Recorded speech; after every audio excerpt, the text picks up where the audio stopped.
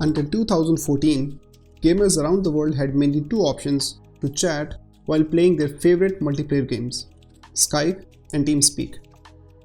Unfortunately, users hated both the platforms as they were slow and caused disruption during communication.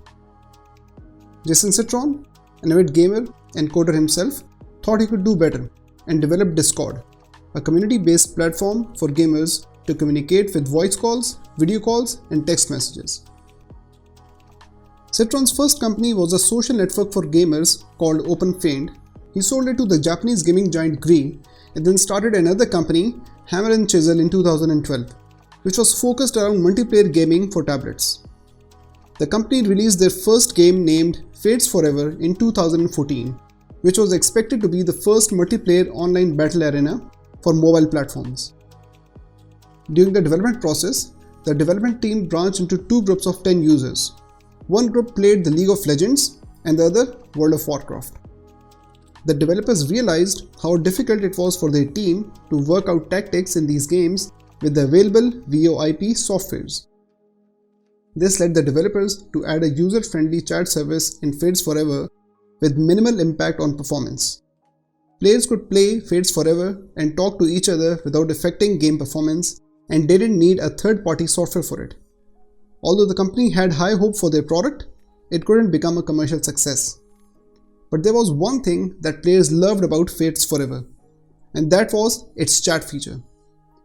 Their chat service was better than the mainstream products, Skype and TeamSpeak. Citron and his Hammer and Chisel team realized that it was time to pivot from game development to voice-comm app for multiplayer mobile games and decided to go all in. But this transition wasn't easy. Since Hammer and Chisel was a gaming firm, the company had to take some hard decisions to transition into the new roles.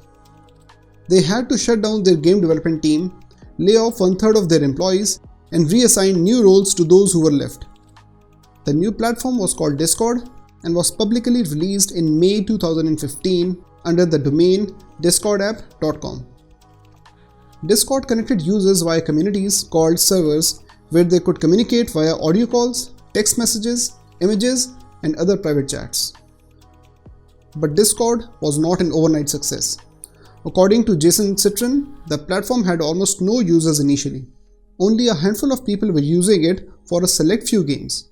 The development team talked to those users and gathered some useful data and realized that although Discord was better than the alternatives, but it wasn't a great product yet. Users faced problems with connecting their calls, and the voice quality would often waver. In addition, Discord didn't have any special moderating features that users expected in multiplayer games.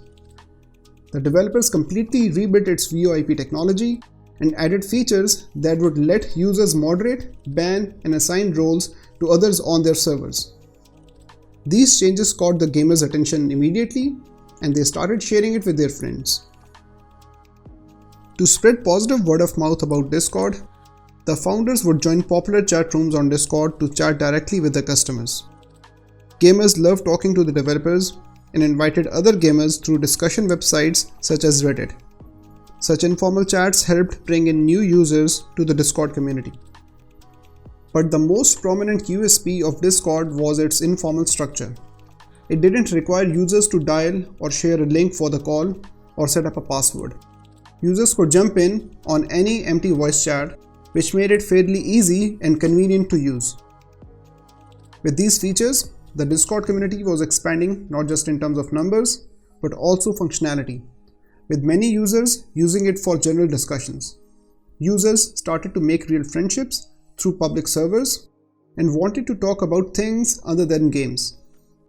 Since 2017, Discord user base has expanded significantly, and by early 2021, it recorded 300 million registered users with 140 million active users each month.